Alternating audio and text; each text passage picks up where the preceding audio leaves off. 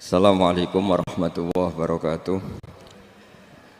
Bismillahirrahmanirrahim. Nahmaduka ya ghafuru ya syakuru. Mashalli wa sallim barik ala sayyidina maulana Muhammadin wa ala alihi wa sahbihi asma'in nama ba'du.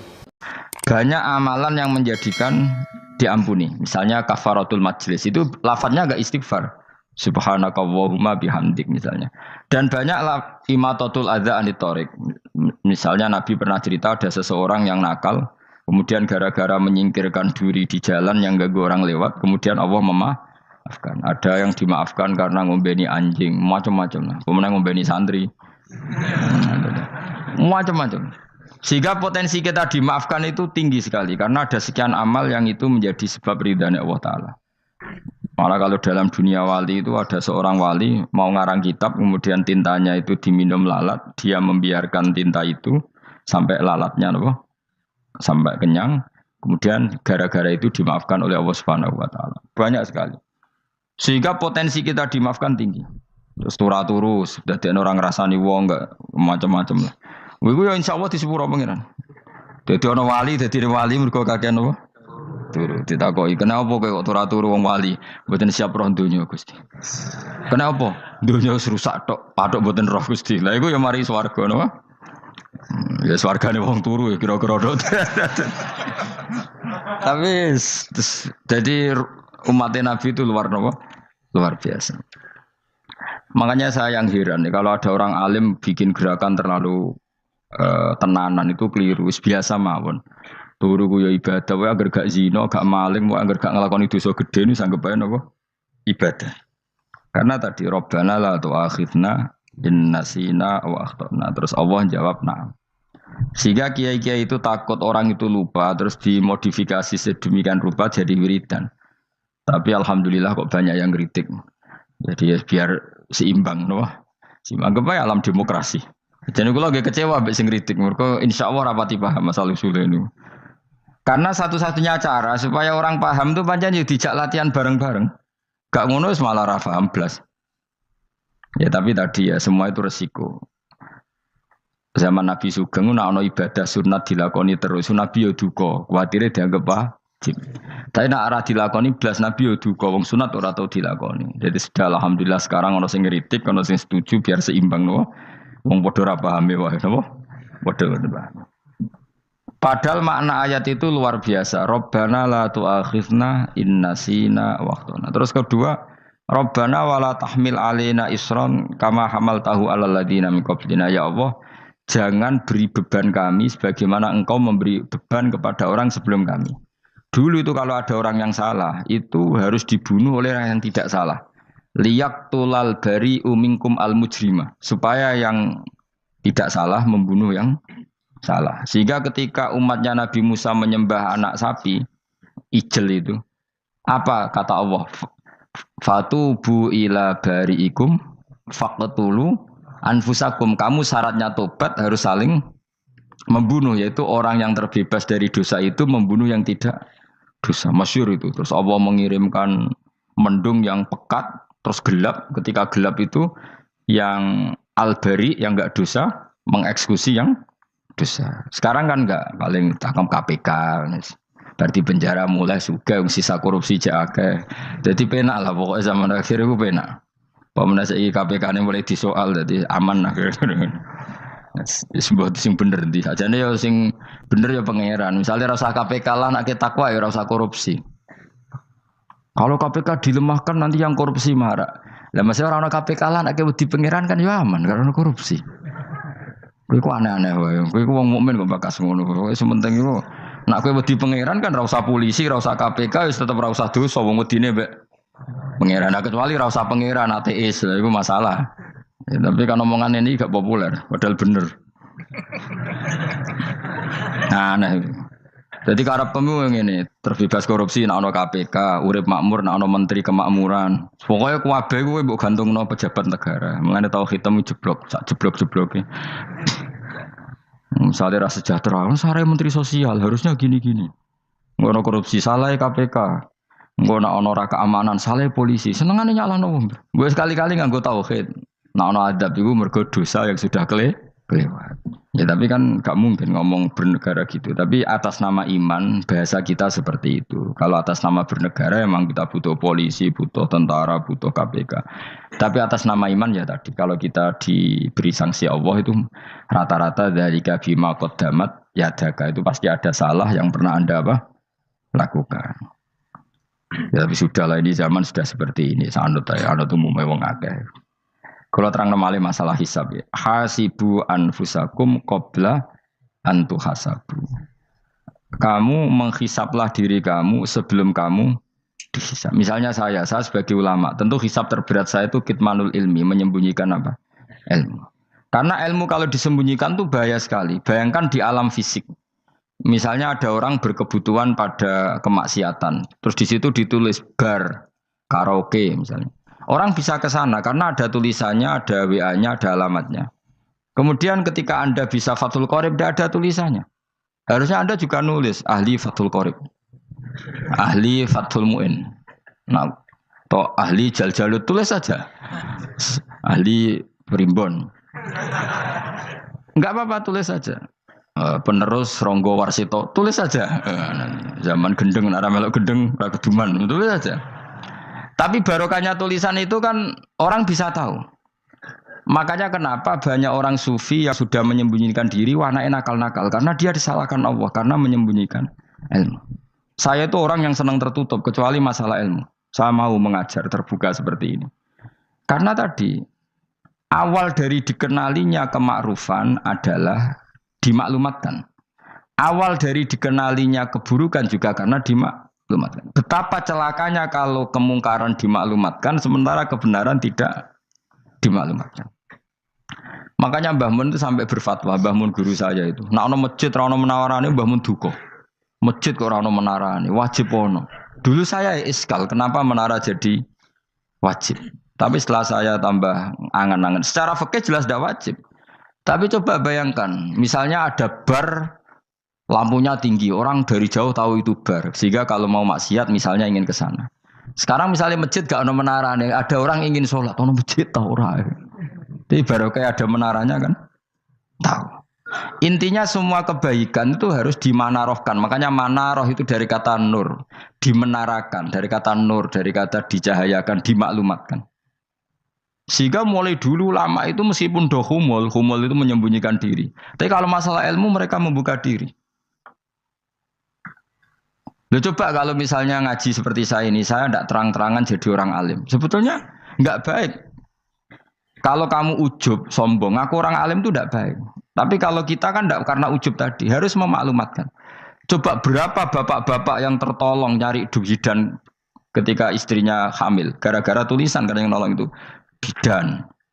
Ya kan? Dokter gigi. Atau kalau enggak dokter, ya ahli gigi. Ahli gigi itu yang dipasang tanpa medis itu. Enggak kamu menjadi tahu karena apa coba? Tulisan. Tapi kenapa kebaikan tidak seperti itu? Harusnya sampean ya tulis saja. Misalnya sampean enggak alim saja, maklar orang alim. Siap menyalurkan ke tempat-tempat orang alim. Coba TKI tenaga kerja itu. Mereka tahu Korea, Hongkong karena tulisan penyalur tenaga kerja. Tulis saja rumah kamu penyalur ke orang alim. Nanti antar kebeduan. Kalau ada orang tanya, maksudnya gimana? Kalau butuh orang alim, tak antarkan. Oh ya sudah, itu kalau se-Indonesia, itu luar biasa. Jadi yang ngajinya dulu Fathul Qorib sampai bab sholat itu saja. Ahli Fathul Qorib sampai bab sholat. Terus saja dalam kurung pemahaman pas-pasan. Enggak apa-apa. Lo coba dokter itu kan fair. Kalau ilmunya pas-pasan tulis dokter umum. Kalau dia merasa pinter dokter spesialis. Dan itu menjadi orang tahu. Tulis saya kan ke ahli saraf. Nah, lo boten guyon itu betul. Makanya saya ini termasuk orang yang menyembunyikan diri. Tapi kalau bab ilmu enggak. Sehingga nyun saya tidak sombong banyak gus-gus alim yang ngaji saya jamul jame, ngaji mahali. Padahal itu kitab tersulit di pondok. Tapi gara-gara saya sering cerita, saya pernah ngaji jamul jame sama Mbah Mun. Saya pernah mentakriri kitab ini. Hanya banyak yang ngaji saya. Kalau tanpa itu kan mereka tidak tahu. Ya sampean nggak apa-apa kalau menyaingi saya. Tulis saja di rumah kamu ahli jamul jame. Barang diparani ahli apa? Ahli jilid. Maksudnya kalau kitab kamu rusak bawa sini. Ya enggak apa-apa. Nah, sehingga syarat utama jadi nabi itu sebetulnya memaklumatkan diri. Ya saya ulang lagi. Pertama nabi jadi nabi syaratnya apa? Memaklumatkan diri. Sehingga pertama beliau jadi nabi naik gunung Sofa, kemudian ya maksara Quraisyin halummu ilayya, wahai orang Quraisy ke sini. Terus nabi mulai manggil satu-satu, ya bani Abdi Amanaf ke sini, ya bani Fihr ke sini. Terus saya ini adalah an-nadhirul mubin. Saya sekarang diangkat jadi nabi. Terus Abu Lahab marah-marah, tabbannaka ya Muhammad alihada jama'tana. Muhammad kamu itu orang sial, kita enak-enakan tidur gara-gara kamu manggil kita datang, ternyata hanya untuk urusan seperti ini. Makanya terus ada tabbat yada abi labi watab. Tapi yang iman kemudian tanya, Muhammad kalau kamu setelah jadi nabi, misinya apa? Saya diutus Allah untuk kamu menyembah Allah, tidak boleh menyekutukan Allah. Dan Allah memerintahkan kamu afaf. Afaf itu meninggalkan zina, meninggalkan maling, gini-gini. Coba kalau Nabi tidak memaklumatkan diri. Jadi Nabi seklunak-klunus. Ketemu wong monggo nggih. Ada tembu dia nggih. Sengerti nak Nabi ku sapa? Sehingga orang-orang yang humul, yang menyembunyikan diri itu di bab ulama masalah besar itu. Karena ciri utama dosa adalah kitmanul ilm. Makanya Nabi sidik amanat tabligh fatona. Tabligh itu lawan katanya apa? Kitman. Makanya saya ngaji di mana-mana. Saya di Jakarta ngaji, di sini ngaji, di Pasuruan ngaji. Harus dimaklumatkan ilmu. Dan kalau ada orang tanya ya tak jawab. Saya tuh kitab yang paling aneh di pesantren. Misalnya yang mulai aneh lah. Gak Jamul Jami'. Saya sampai sekarang masih ngajar Jamul Jami'. Kitab yang aneh. Macane lagi roh judulnya pusing. Jamul Jawami'. Kumpulane pira-pira kumpulan. Jadi ilmu apa ae ana ning kono. Sing gak ana ilmu dukun, mboten enten. Ilmu carane bodoni ora ana. Ning kono mau carane mlebu swarga tok. Mane potensi kula mlebu swarga itu tinggi sekali. Cara sing model piye duwe. Dadi mun. Dadi cara sing model piye duwe. Dadi cukup banyak napa? Cara.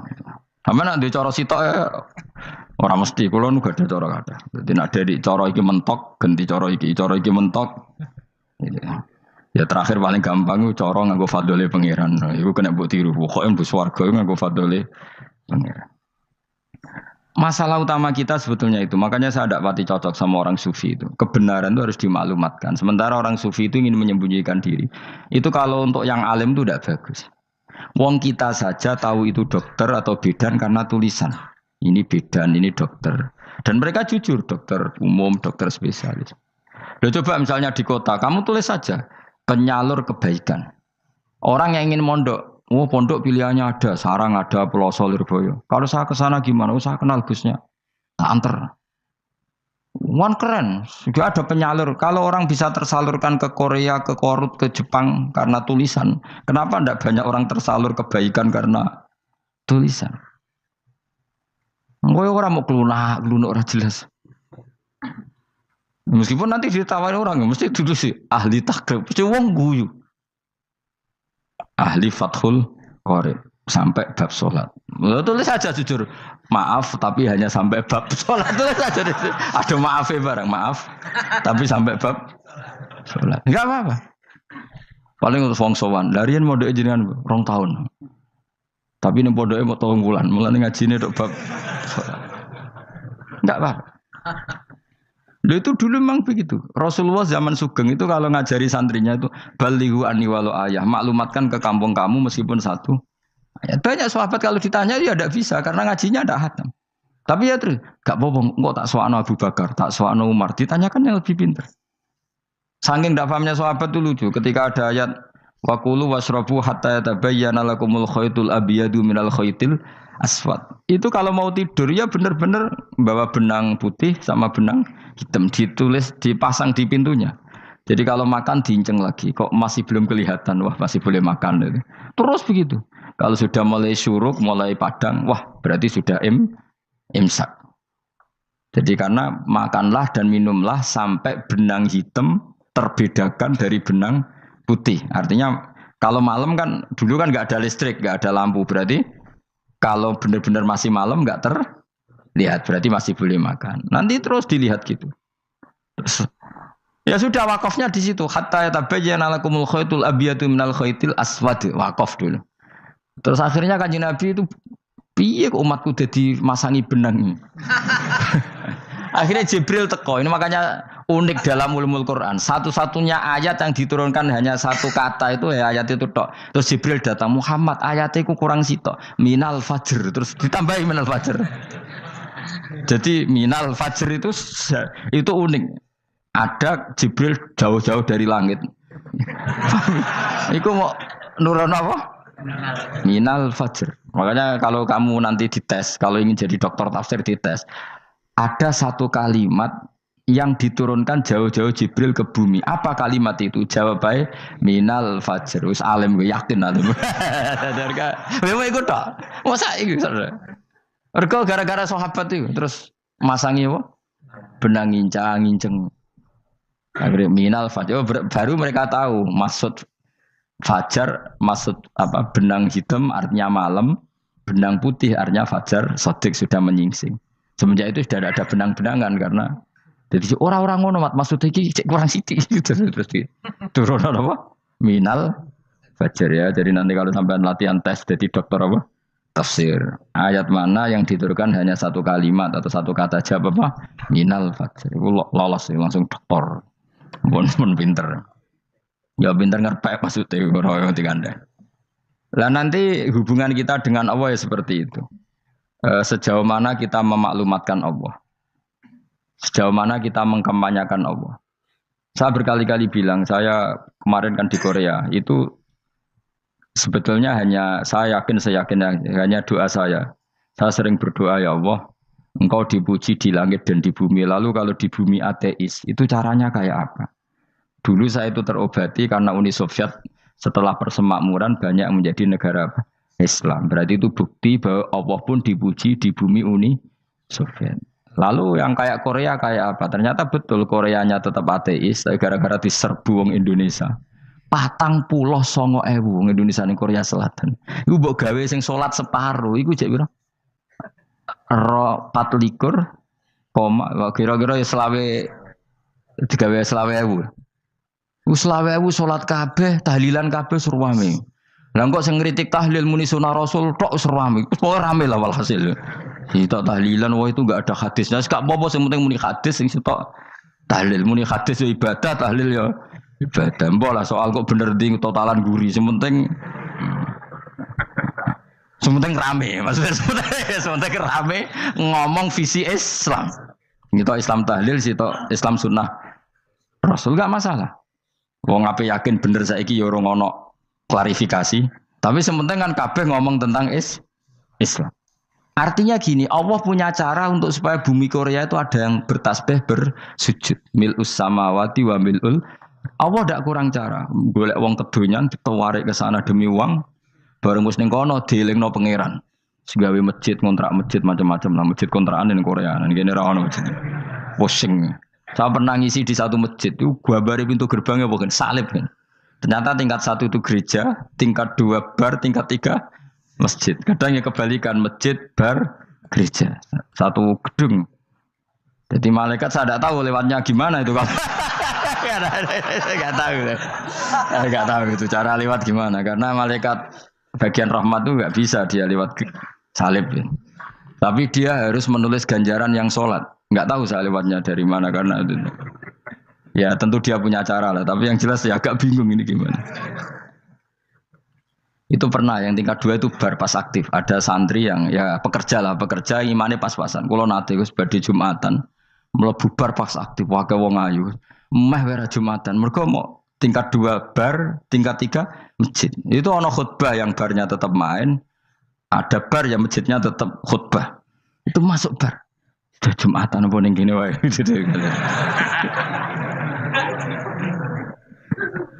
Akhirnya ya di situ beberapa menit terus ada komat Jumatan. Dosa ta Gus ini. Ya aku muni. Ya segelem Jumatan ku apik. Wong mesti dilakoni kok takok dosa ta Gus. Oh raimu kadung lakoni kok takok. Artinya gini, Allah punya cara untuk menyebarkan Islam di Korea. Sama seperti Allah punya cara untuk menyebarkan Islam apa? Di Indonesia. Dulu orang Gujarat, Punjab, ya sejarah ini menurut saya ya tetap sebagiannya benar. Meskipun tidak seluruhnya benarnya sejarah Islam masuk Indonesia rata-rata orang kan menulis pedagang Gujarat India ke Indonesia dagang karena mereka mukmin akhirnya juga menyebarkan apa? Islam. Itu jelas nyata.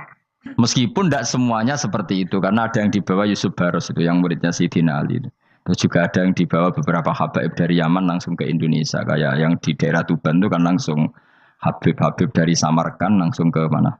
Tuban. Makanya saya bilang sejarah itu semuanya benar karena memang variasi masuknya Islam di Indonesia itu banyak. Jadi itu enggak masalah. Sampai niru sing kedunyan mawon sing luwih gampang napa? Lho nggih to, kayak Jakarta itu kan kota kayak gitu, baru kayak wong kedonyan orang ke Jakarta semua. Gara-gara tahu mondok pedutan tadi ahli Fathul Qorib tadi yang sampai bab salat, terus bikin masjid. Iku coba takoki faraid terang ora iso kan. Pemene takoki muamalah terang ora iso, tapi nak trimo carane salat sing batal apa ngentut roh dene. Aduh. Ilmune kok roh nak nganti bab iku jek roh. Sing batal salat apa jek roh dene. Ngentut nyekel wong wedok jek roh. Tapi mbok aja takoki sing detail apa? Cara mengenali kiblat dengan hisab ya marosdil kiblat itu serang arah iso. Atau nganggo komputer, delok. Nganggo jam, nganggo kompas. Padahal ana ilmune ya marosdil apa? Kiblat. Di bulan tertentu, hari tertentu itu nanti matahari tepat di atas Ka'bah. Serang arah iso, nak ngono niku serang arah iso. Ya saya ulang lagi ya. Jadi kesalahan kita adalah kebenaran itu kita sembunyikan. Padahal awal dikenalnya Islam itu lewat i'lam. Fasda bima tu'maru. Kebenaran harus dimaklumat. Tapi problemnya Islam Indonesia tuh kadang humul tuh bangga. Enggak dikenal orang itu bangga gini. Oke lah, kalau yang enggak, saya sendiri ya suka humul. Sampai sekarang saya suka humul. Saya sampai sekarang enggak suka tamu. Bukan karena benci tamu, ribet. Maksud saya kalau sowan kiai ya ngaji saja, ora usah sowan. Oh ribet. Lha lucu kan, seneng Gus Bak jare wong alim. Terus senenge mau sowan tok ngaji ra gelem iku piye karepe. Wong kok aneh. Iku berarti kok karo kowe seneng dokter, di konsultasi obat ra gelem tapi ngajak jagongan. Dok, jenengan tiyang pundi? Jenengan manggen dalem mriki mulai tahun pinten? Lah ya kowe takok dokter kemalan. Mesti nek kowe takok laram apa, obate apa kok malah kenalan. Pindah Jogja tahun pinten, Dok? Dan jenengan kawin mriki tahun pinten. Lha wong jare Gus Bae wong alim kok sowan ngono. Jenengan kelahiran tahun pinten, Gus? Zaman dinosaurus. Wong alim kok takoki lahire iku piye karepe? Sesuk tak gak takok pisan matiku kapan, Om. Coba betapa naifnya kita kalau kita suka dokter, terus kemudian kamu takok, Dok, kelahiran tahun pinten jenengan? Aneh gak?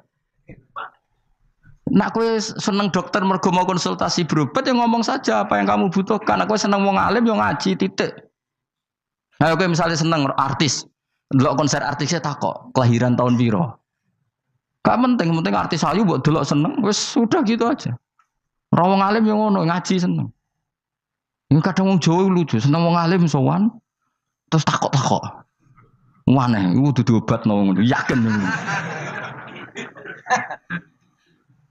Maksudnya bu sing profesional, maksudnya sing rontok bener sidik lah, jadi wong coba bener nemen-nemen gak mungkin, wis pokoknya bener sidik-sidik. Makanya kemarin ngaji apa Nasoihul Ibad kan gitu, mujalah satu ulama artinya apa? Fi majlisil ilm ketika ngaji, ora kok mujalah satu ulama utawa sowan matekno wong ngene tejo. Duh. Kulo termasuk kiai yang kampanye ini. Kulo termasuk kiai terkenal tapi sing tamu kulo rapati kathah. Kuwi jaga masyaallah tenan wis. Duh. Muga-muga rodok tobat sithik-sithik maksudnya. Maksudnya ya sudah lah.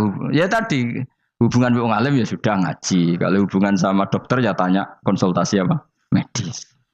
Kan lebih enak. Nah, hubungan mbek dukun wis takok wis. Mbah niki menyangking pundi? Kok jenengan dermemel nglafadzno apa sing kalimate sing jelas kena apa nak dermemel mandi nak jelas kok ora mandi ku piye takono aku ya guru pun mbek dukun wong kalimate ra jelas kok mandi nak jelas gak mandi perkara nak jelas kita bodoh nine ayo guru men mantra iku mesti gak wae rungokno tenanan kalimate terus ra jelas dukun-dukun dulu. Yo kok mandi, nak jelas malah mandi. Mandine tenan ora ya ora. Ya saya ulang lagi ya. Jadi Sebab itu di Quran sering ada kata i'lamu, kenalilah, ketahuilah. Jadi awal dari agama ini adalah harus tahu. Maka menyangkut harus tahu ini lalu Allah bikin media. Media itu apa saja. Tapi lalu kita bisa berdebat tentang media. Itu yang kita tidak tahu nanti hisabnya di depan Allah Subhanahu wa taala.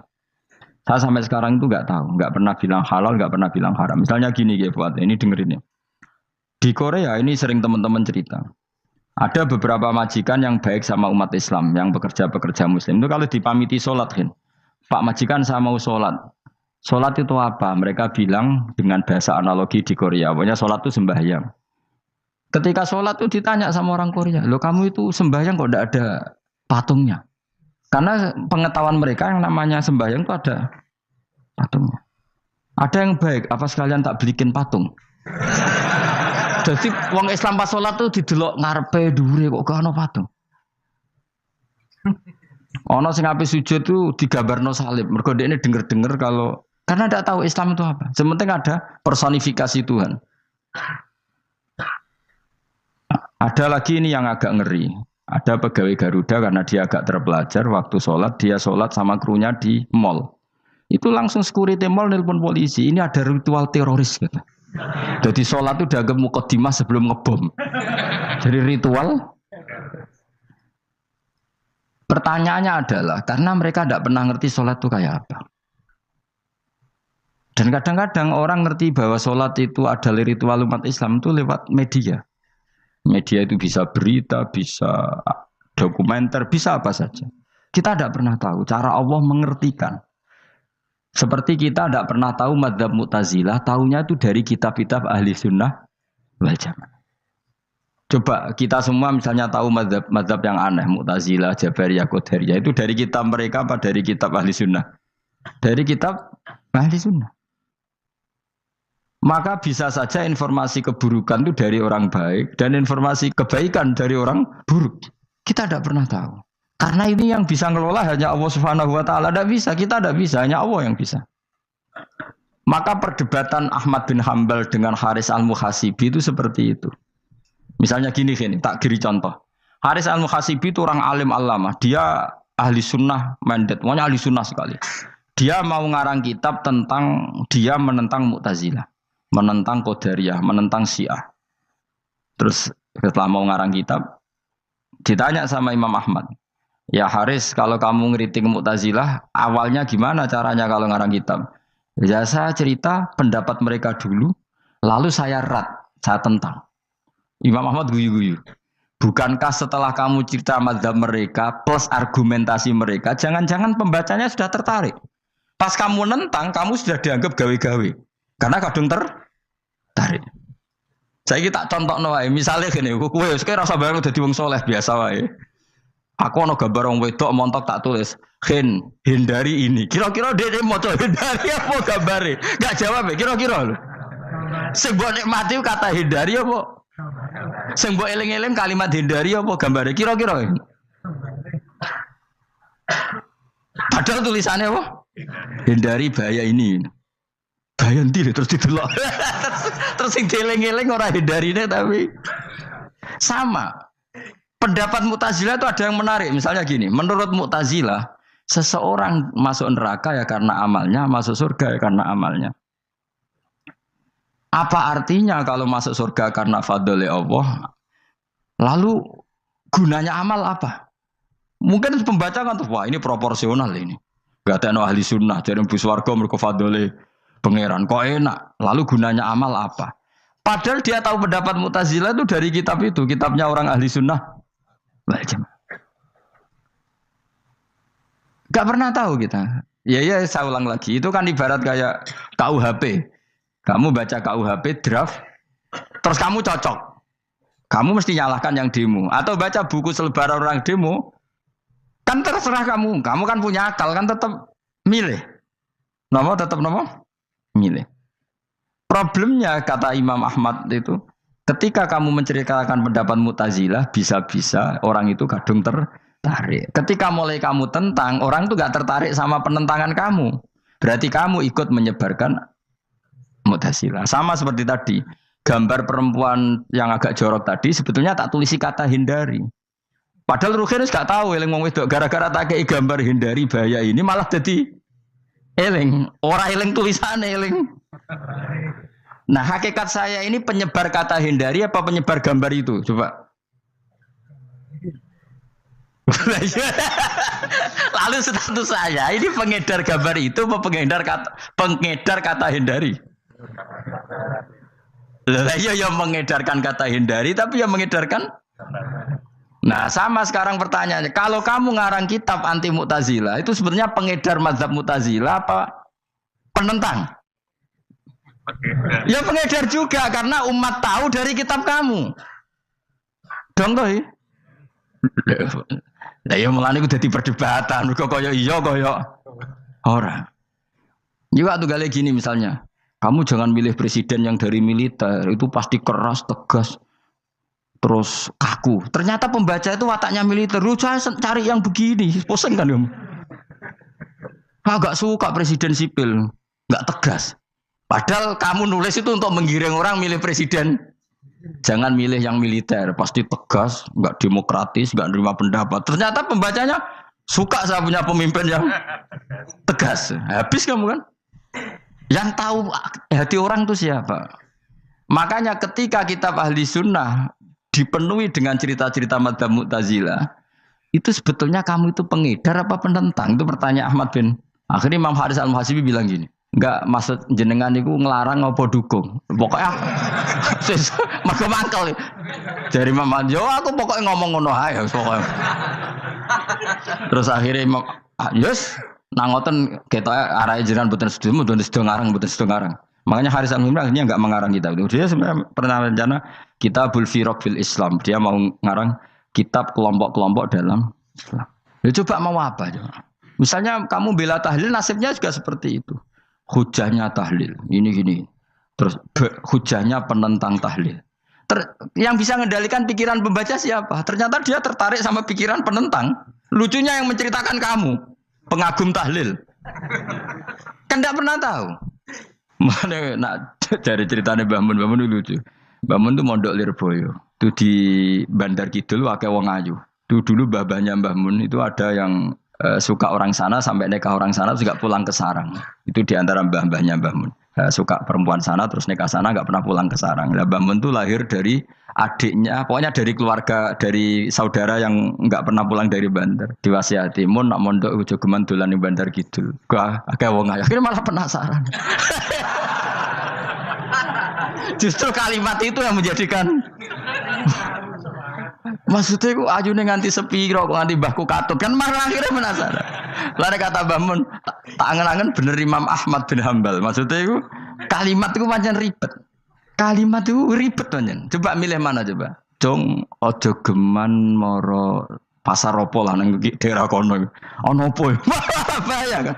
Gara-gara kamu melafatkan itu malah orang penasaran. Di sana ada bareng delok ning kono ya nak terus mulai nak ora. Nah, makanya pertanyaannya, pengarang buku juga kena hisab karena sebetulnya apa yang dia tentang orang lain menjadi tahu karena ceritanya dia. Coba kamu ngarang kitab saja yang anti Syiah atau anti Mu'tazilah atau anti Murji'ah atau anti otoritarian, mesti pembaca itu nggak bisa kamu kendalikan. Nah, itu juga rawan hisab. Makanya berat. Pokoknya walatus alunna yauma idzin anin naim. Semua itu nanti dimintai tanggung jawab oleh Allah Subhanahu wa taala. Karena kita tidak pernah tahu. Akhirnya Haris Al-Muhasibi gak ngarang kitab. Imam Ahmad itu tidak punya karangan kecuali riwayat Musnadu Ahmad bin Hambal. Kalau gak ada 14 juz. Dia tidak punya karangan. Ketika ditanya, saya takut membuat hal baru dalam Islam. Karena karangan itu kan mesti melogikakan hukum. Sementara Allah tuh kadang gak butuh dijustifikasi seperti itu. Jadi cara kitab usul fikih ini, sama tak bedai. Mungkin enggak Allah menyuruh kamu ngangkat gunung Merapi tanpa alat? Enggak, jawab saja. Latihan pinter. Mungkin enggak Allah menyuruh kamu disuruh ngangkat gunung Merapi? Mungkin enggak? Mungkin apa enggak? Nah, itu ulama usul fikih berdebat. Ada mengatakan enggak mungkin. Karena Allah tidak akan memerintahkan sesuatu yang tidak dimampui mukhatab, yang tidak dimampui manusia. Masuk akal. Kaul kedua mengatakan mungkin. Butuhe Allah iku mau wong muni yo tok nurut. Senajan to gak mungkin. Ayo Hen, Gunung Merapi angkat Hen. Nggih Gusti, siap. Langsung melayu moro. Wih wah wis seneng wah nurut aja iki. Tapi ya kemungkinan cek goblok ora takok sik. Kita kan tidak pernah tahu, makanya ulama ini debat. Kira-kira nak Hen Gunung Merapi angkat. Potensinya kan dua, kue langsung melayu apa ngangkat. Potensinya kan kok goblok kayak ngono ora takok. Bicarane kok. Tapi ya mungkin dilembek pangeran. Cek nuruti, ora paham-paham lah melayu. Ki milih ndi? Status ngene iki nurut apa goblok? Jawab, nurut apa goblok? Ya nurut goblok. Ya coba ngono lah. Kita ndak pernah tahu. Mulane tetap pada akhirnya kita itu wa in adri. Kita tidak pernah tahu.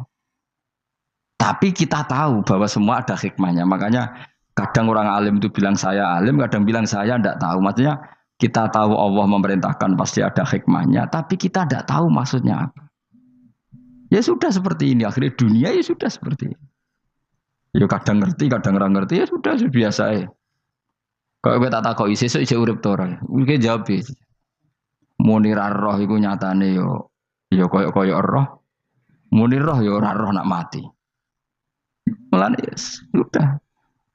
Kadang takoki sesuk iku jeng yo ziarah nggih, Mbah. Tapi kadang wa alam, Mbah, insyaallah. Ya karena memang ya enggak pernah tahu. Karena apa ya? Wis ra kena diterangno, Bang. Mulane kula niku gak ada kitab-kitab perdebatan ulama, nak gejol-gejolkan ngoten niku. Saya ulang lagi ya, kalau kamu mengarang kitab menentang pendapat Mu'tazilah, itu artinya kamu menceritakan pendapat Mu'tazilah, lalu menyebarkan kesalahan mereka. Pertanyaannya, pembaca pertama kali tahu pendapat Mu'tazilah gara-gara cerita kamu. Itu sama, pembaca tahu gambar perempuan gara-gara edaran kamu. Meskipun kamu menulis hindari, tapi kan menjadi tahu. Kamu berarti penyebar kata hindari apa penyebar gambar? Apa penyebar kata hindari? Itu ibarat kayak gini, ada anak kecil baru umur SMP kamu nak hindari narkoba. Bentuknya kayak ini loh nak. Padahal anak kamu itu bakat soleh yang nggak terlintas narkoba. Gara-gara buat cerita ini menjadi tahu. Sekarang omongan iku dihisap tahu orang menjadi tahu gara-gara kamu. Tapi kamu nggak ngandani, takut anak kamu kejebak narkoba. Milih mana? Bingung tuh ke? Wingi-wingi ra bingung ora tau mikir. Maksudnya ya terus. Aku ya gumun, wong ora tau mikir ya do urip. Jadi ya sudah. Enggak angel pancen urip ya angel. Emane ngaji ben mana ngaji. Ngaji minal fajr. Minal fajr. Itu satu-satunya ayat sing turun muk sak kalimat. Dadi ora sak ayat muk sak kalimat, sak kata kalau dalam bahasa Indonesia. Mun kula terusno. Oh masalah yamin iki kula terangno. Yamin itu maknane arah kanan. Arah kanan maknane arah yang dikira benar. Jadi orang Arab bilang kalau sesuatu benar itu disebut kanan. Mulane ashabul yamin. Tapi kalau orang salah disebut ashabus simal. Jadi sebetulnya itu bahasa-bahasa ya memang bahasa Arab seperti itu. Partai kanan berarti benar. Kalau partai kiri salah. Tapi sekarang katanya ada wasatiyah, tengah-tengah. Ya saya malah bingung tengah ning ndi. Tapi nah istilah Quran itu jelas ada yamin, ada simal. Tapi kalau wasat itu bahasa sosial, tapi ya sah. Bahasa itu juga sah. Wong napa sebut ini ummatan wasatan litakunu syuhada'a napa? Wa kadzalika ja'alnakum ummatan wasatan. Mun kula terusno. Jadi arah kanan itu maknanya apa? Arah yang benar. Makanya disebut ashabul yamin. Kalau salah disebut ashabus simal. Innakum ladzaikul adabil alim. Innakum satamne sira kabeh. Fihi tetep dawu, fihi ku tetep ing dalam dawu innakum. Iltifatun te ono iltifat. Iltifat iku ngerubah redaksi. Mau kan tentang hum itu dhamir ghaib, tapi sekarang jadi dhamir mukhatab. Ladzaikul adabil alim. Yektine wong kang bakal nyeksani, bakal ngrasakno siksa sing pedih. Wa mutzauna lan ora den wales sira kabeh ilama kecuali perkara illa jazaa kecuali wales perkara kuntum kang ana sira kabeh tak malu nang nglakoni sira kabeh illa ibadah wahil mukhlasin kecuali kaulane Allah sing ikhlas Jadi semua orang itu akan kena siksa kecuali kaulane Allah sing napa ikhlas. Wis ikhlas pokoke enak-enak ibadah ikhlas mun nang ngandel kula ibadah paling nyaman ikhlas. Mulang ya mulang ae mergo perintah Allah. Cek murid temrohae guru cek ora buan sak karep-karepe pokoke mulang ya mulang ae. Sekolah nih pokoke mulang-mulang ae. Cek kira hakku ora urusan pokoke mulang wis. Golek ridane Allah ben sebene akhirat rakakan hisab ribet mikir manusa ribet. Pemane mikir hak-hakmu ribet. Turuti ora tau warah, serepot kabeh. Ben bonus dunya ben bonus. Nek dhekmu mesti dianggep ae urip sedina-sedina. Sing ngongkon bayangno urip suwi wis sapa? Wa mali akhiratika ka annaka tamutu khodan. Lan kula nek di 200.000 tak anggap wage. Urip nganti sesuk dhuwit 200.000 cak aki. Lah kowe bayangno dhuwit akeh, bayangno urip nganti 60 tahun. Sing ngongkon bayangno ngono iku ya sapa? Jelas Nabi dawuh wa mali akhiratika karena katamu tuhutan, kamu ngamal untuk akhirat seakan-akan mati be. Jadi misalnya aku digedingi wong sak menaki, digedingi mau sewengi enteng, sesuk wis mati wae. Jebule cek urip, ya enggak bae cek sesuk. Kan mau sedina-sedina ngitunge apa? Mulane anggere ana panitia ngundang aku pengajian pusing. Aja mbok undang saiki, aku mari bingung. Pokoke nek sesuk acara bengi aku kandhani. Mboten Gus ben ana kepastian. Kepastian mbahmu ora melok duwe donya men kepastian namanya. Uang orang tahu ngaji tauhid tuh namanya. Pas, ya coba 2 bulan lagi disuruh bilang iya, ben ono pas. Sing iso ngatur donya sapa? Akhirnya, tapi ini ben ono kepastian mbahmu manusa sing iso nonton sapa? Pokoknya acarane Senin, aku kandhani malam Senin, aku ono ya iso wae lunga. Gampang kan? Tapi kan jantungan. Akhirnya golek kiai serep. Alhamdulillah ras itu. Terus kalau ngaji teng mriki pokoke umume iku akhir bulan iki ngono tok santai wis. Ya biasa wae. Ya pokoke urip ku anggap ae sedina wa amal li akhiratika ka annaka tamutu. Dan dari misalnya damuk bojo ya ndang sedina. Sesuk wis mati apa. Boleh sesuk jauh urip diwamuk meneh. Paling sedina. Wis sedina mati, yes. Enggak suwe-suwe aman apa? Aman. Aman. Wani urip ngono. Jadi daftar wali, tahu warai ngono ora. Ikhlas ki ngoten carane ki salat ben nyaman. Ngendikane Rasulullah, "Sholli ka annaka sholatu muwaddi'in." Kowe nek pengen salat ikhlas, anggap bae iku salat sing terakhir dan kenangan terbaik kamu di dunia adalah tahu salat, tahu sujud. Juga sholat tuh happy. Ya Allah ini sujud saat terakhir, ini rukuk saat terakhir. Seneng dadi sholat. Sholat ke ora. Sewante, enggak sholat meneng. Sewante akhirnya awur-awuran. Mana kira dadi wali-wali aku. Kroso Kang, nek dadi wali ku mau ambune. Kita ora ngono ambune semboyo. Maksudnya aku ora usah wali-wali papan atas, yang ringan-ringan ae, sementing bener. Jadi syarat wali wa amal li akhiratika ka'annaka tamutu dan beramallah untuk akhirat kamu seakan-akan kamu mati besok. Jadi di masalah berat ya enteng wong urip mau napa sedina. Apa meneh nek kowe luwih wali meneh ora nganti sesuk malah setiap saat aku iso mati. Berarti nek di masalah kan lep sedilu. Cuma masalah kowe permanen bar mati tambah neraka. Lha kok aja sampe. Malah selawase. Lawas. Mulane masalah ning donya tok ora usah sampe tok akhirat. Ojo. Nah, gue kan repot ngajazai gue. Seakan-akan mati besok. Pertanyaannya apa setelah mati gak ada masalah? Ternyata tambah banyak masalah. Semuanya semuanya ikhlas semua. Wa illa ibadah wahil mukhlasin. Jadi kalian semua pasti merasakan siksa dan akan dibalas kecuali mereka sing ikhlas. Mesti ikhlas itu aman. Illa ibadah wahil mukhlasin. Kecuali kawulane Allah sing nopo ikhlas. Sauma ja'alna minal mukhlisin ya. Mungkin kalau jenengan sedanten termasuk yang sing napa ikhlas. Pokoke dilatih. Nara dilatih dipaksa. Pokoke luwateh paksa. Nggih kus pokoke paksa. Paksa supaya sampean ikhlas. Ya wae misale kowe ngandalo pejabat ya mati. Nak mati ora kuat. Sing kuat namung Allah Subhanahu wa taala. Jadi sehingga terlatih. Nah, bagaimana mungkin saya bisa hidup tanpa komunitas nasional, ya kamu yakini aja komunitas itu bisa saja mati atau benci kamu atau perubahan sistem. Ya kayak dhisik misalnya wong duwe wartel iku koyo sugih toko wartel. Bareng ono HP gitu. tuntas. Dulu misalnya wong duwe telepon rumah itu kalau sugih ono HP ya tuntas. Jadi perubahan-perubahan ini menjadikan kita tidak percaya terhadap dunia ini. Mesti ora iktimat, ora tetanggenan be dunia ini. Yang enggak pernah berubah hanya Allah Subhanahu wa taala. Misalnya ngono kowe sayang anak, iso wae anakmu sampean gedeng kowe aja katut bojo. Kowe sayang tangga iso wae gedeng kowe. Utawa ana perubahan sistem sing dadekno kowe ra urip ning kono, misale kowe ndonga muga-muga disenengi wong bidukan, sebele kowe ditakdir urip di daerah lah. Enggak pernah tahu. Sing mesti abadi namung Allah Subhanahu wa taala. Semelane illa ibadah wahil mukhlasin. Kecuali kaula-kaulane Allah sing mengikhlaskan amal hanya krana Allah Subhanahu wa taala. Ail mukminina tegese pira-pira mukmin. Ute dawe iki istisna mungkotion kang terputus. Zik dzukira jazaohum. Utawa ngene, dzikru jazaihim utawi nutur piwalese para al-mukhlisin fi qouli ta'ala ulaika lahum rizqum ma'lum. Ulaika te mungkon-mungkon sing ikhlas lahum tetep kedhe ulaika fil jannah rizqun utawi rezeki maklumun kang wis ditentokno bukrotan ing dalam wektu esuk wa asyan wektu sore.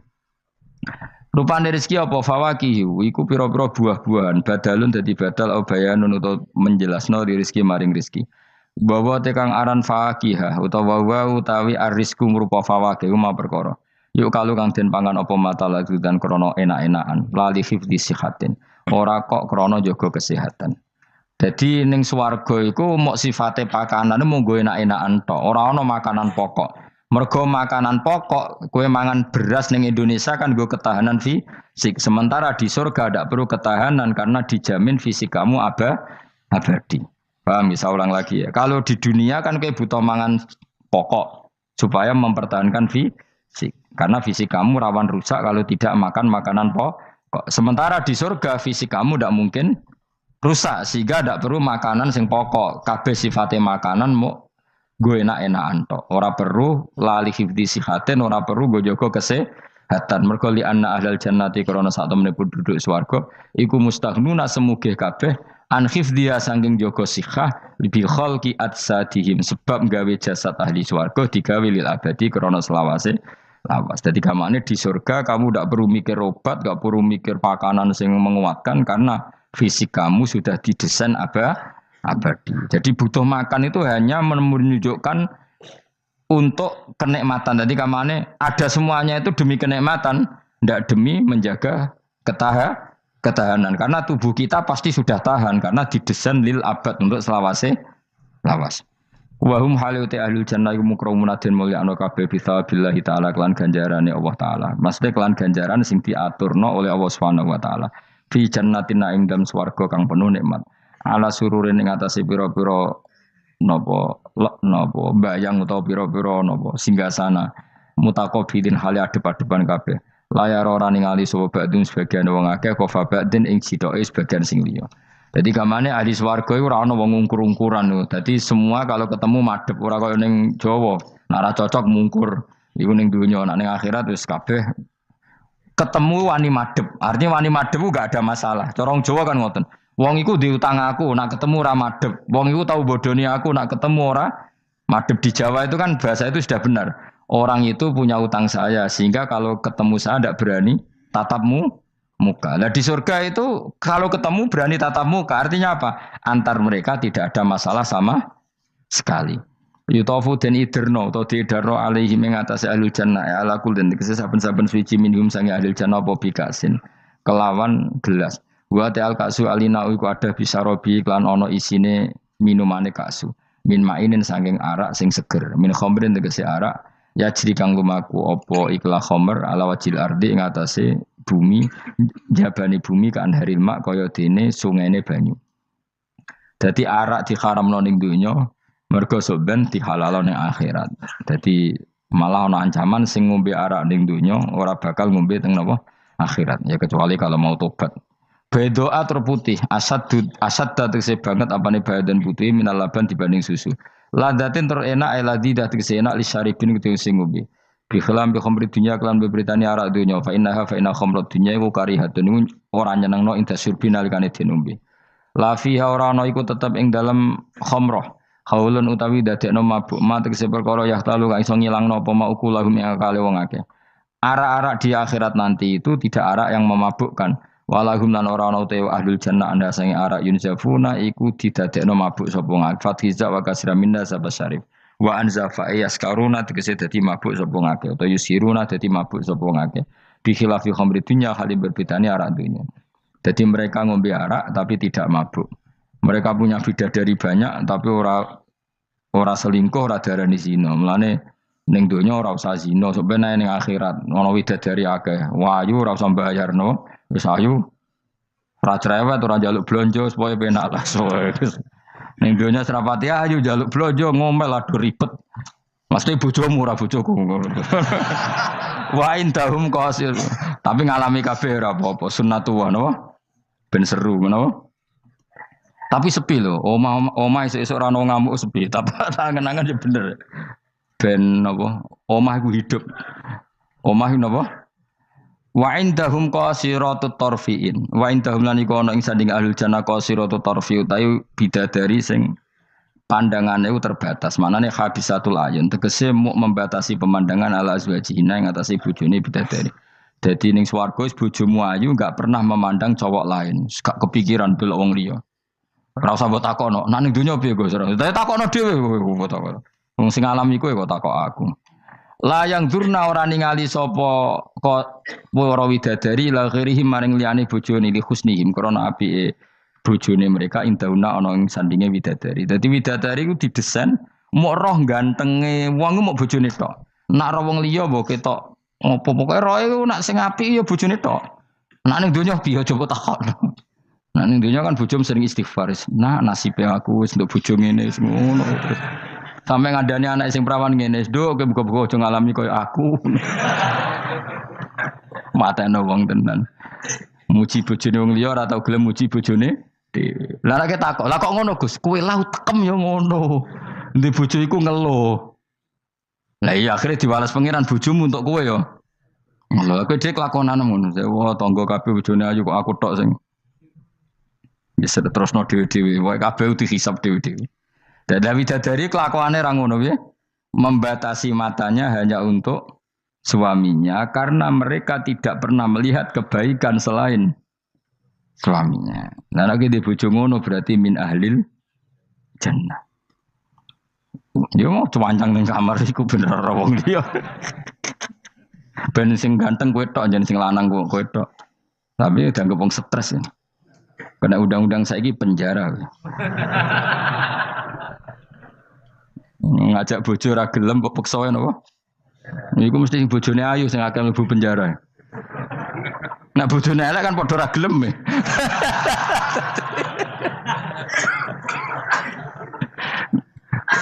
Bapak uga ada kiai. Kiai ini lucu, kanca akrabe bapak. Dari cara apa? Cara kancane bapak ngono. Ana wong bojone elek, iku sok ben hisabe gedhe. Lah kena apa iki? Lah anak ora tahajud salahno pangeran wis bojo elek kok ora duha ora tahajud. Nak bojo maju nu pantes ora tahajud perkara kelon wis elek ora tahajud e opo wae. Dadi kiai iku memperberat hukum. Dadi cara kiai iku wong kok bojone elek iku sok ben disalahno pangeran. Kenapa kira tahajud? Nggih ngantuk Gus. Lah kowe bojomu sak ora tahajud dane anak bojomu. Ayo malah ora tau tahajud. Mulane pangeran gambaro nabi sempurna. Nabi ku nak tahajud. Iku Aisyah turu ning ngarepe. Aisyah ku wahyu prawan turu ning ngarepe. Iku tetep diterusno tahajude. Jajal kowe di bojo wahyu, apa tahajud terus bojomu gelem kira-kira mbok terusno to? Milih ndi? Bojomu elek ora tau tahajud, mau kelon apa meneh bojomu. Kanjeng Nabi gambarane iku pe salat. Aisyah turu ning ngarepe iku diterusno salat. Sampai Aisyah kecewa, piye wong iku malah tahajud terus sih. Masyhur ngene hadis-hadis. Aku ora ngarah, kowe kebayang. Di bojo ayu ape tahajud, pas bojo mapian lho. Lah aku parah meneh wis bojone elek. Kelon ra gelem mergo elek, tahajud ra gelem mergo ngantuk, gak di prestasi. Lafit ora donya ora akhirat. Parah wis parah wis. Marani ngene iku marani. Jebule dongane kebanteren, ya Allah, meskipun di dunia aku di bojo elek, kula nyuwun bidadari sing ayu teng akhirat, bojomu tangi telabrak. Ora usah ngono, ora usah ndonga wis pokoke ya Allah. Kabeh ngono gentine Gusti. Tapi bahasane aja jelas ya Allah ngono. Kabeh ngono apa? Aku cuma ngamuk. Apa Mas maksude? Yo, maksude ra piye biasa. Mulane kula nek ana imam ndongakno ngono iku ora mentolo. Imam salat jenazah, jane donga iku ora usah banter-banter. Lha donga kok ngene, misale Ruhin mati, iku nak dongane ngene, ya Allah wa abdilhu zaujan khairan min zauji wa daran min dari. Itu nak diterjemah bojomu ngamuk loh. Ya Allah kasih dia istri yang lebih baik ketimbang istri yang sekarang. Wa daran khairan min dari, kasih dia rumah yang lebih baik timbang rumah yang. Tapi alhamdulillah doa faham yo. Amin. Amin. Padahal doa itu sangat menyinggung loh. Iya, isih hafal donga iku. Iku aja terusno, maksudnya iku nek ana mati kan dongane diantar ya Allahumma pokoke wa abdilhu zaujan khairan bin zauji wa daran. Itu nak diterjemahkan. Gusti niki mawon teng donya di bojo ngeten niki teng donya mawon.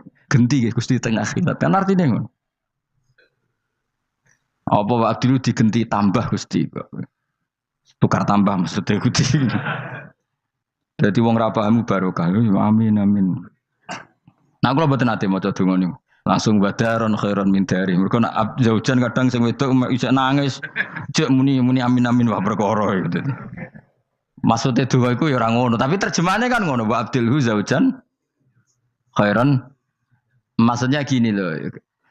Jadikan kalau istri kamu itu nanti masuk surga, berarti terjemahnya itu jadikan watak istri ini lebih baik ketimbang watak yang sekarang. Plus ada tambahan di sana karena nanti kan widadari Ibrahim jarimu 70 ya. Berarti 71 apa 70 plus bojomu? Gak 70 itu 71. Tapi jare ngomong paling ayu sing kodonya ya. Tenan ora ya kowe iso ben delok wae ora usah takok aku saiki iso ben delok. Lah gunane opo kowe takok aku jebule mlebu neraka. Gak penting, ngono iku rasa kiyaine ya goblok, takoki ngono dijawab, ora usah dijawab. Mlebu swarga sik, lagi takok. Lah nek kono bantah, nek wis swarga ora usah takok. Lah iya padha ae mlebu neraka gunane apa ora iku? Ya ora usah takok ya. Pokoke kok ning swarga ketemu, ya Gus bener jebule jenengan ngono. Gampang kan? Ya tapi aku aja padha mosok santrine entuk 70 ki ini 70 ya ora. Tetep aku ora trimo, jumlahe padha ya ora trimo. Kadar ayune padha ya ora trimo. Tetep mbek pangeran yo tetep beda tetep. Padha-padha numpak pesawat ya tetep beda kelas e sembrono iku. Tetep beda. Nontor apik mripate dihamul ayun terus mripate iku gedhe hisanuha tegese jembare ayun. Dadi nek wong Arab bayangno wong ayu iku ya mripate gak sipit. Ya pancen ya tenan, kowe ra wong ayu Arab, ayu Cina tetep ayu Arab. Mergo ayu Arab hasil napa inun dihamul ayun mripate gedhe. Sayu-ayune wong sipit, mbek ayune wong ya cek wae saiki. Sale ayune wong Uzbek, mbek ayune wong Cina. Kowe milih ndi? Uzbek senajan to ngono mbok pilih ya ora gelem pokoke. Wong ngongkon milih wae. Milih ndi kan? Ayune Uzbek mbek Cina. Uzbek, tapi sing mbok pilih ora gelem. Ya milih wae saya apa? Wong milih. Maksudnya itu tenan bener pangeran pokoknya ayu sing kelas standar sing dihamul ayun. Kaana guna koyok-koyok sedune widadari filau niku bedun niku endok maksudnya ninuam kedue burung unta maknun kan tersimpan. Mastunun disimpan biraisihi kelawan utorisihi kelawan apa sayape utawa iku. Iku lho sing bulune ikilah anuam. Maksudnya koyok endok putih sing terselip utawa tertutupi oleh bulu. Maksudnya indah. Ya wong ayu transparan ambek rontok kena kere iku seru sing rontok kena kere ngono lho. Pokoke ngono. Wis milih wae senajan turun kesampaian pokoke milih saiki wae. La yasilu ora tumeka ilahi maring ikila apa ayun utawa maring ikila ainihinna apa hubarun apa bletuk. Walau nuhu wa albayat fi sufratin wa ahsanu ing dalam agak-agak kekuningan ahsanu alwani nisa iku luwe apik-apike warnane wong wedok. Pokoke ora usah takok, sebenarnya lakoni. Faqbala mengko madhep sapa ba'dum sebagiane ahlul jannah. Ba'du ahlil jannah tegese sebagiane ahli swarga madhep ala ba'din ing atase sebagian yata sauna hale saling takok sapa ahlul jannah. Amma sing perkara maro kang wis liwat apa mabihim kan ahlul jannah fid dunya ing dalem dunya. Iki kula terusno Mas ora iso dilereni. Niki kan critane ngeten iki. Wong ahli swarga niku nek ning swarga niku takok kanca bisnise ning donya. Nah, mitra bisnise iku mlebu neraka karena kafir. Iki nunjukno nak wong soleh iku oleh kancanan wong kafir. Asal ndak harbi lho ya. Saya ulang lagi ya. Misalnya kue urip ning Uni Soviet atau urip ning Korea atau bahkan urip ning Jakarta.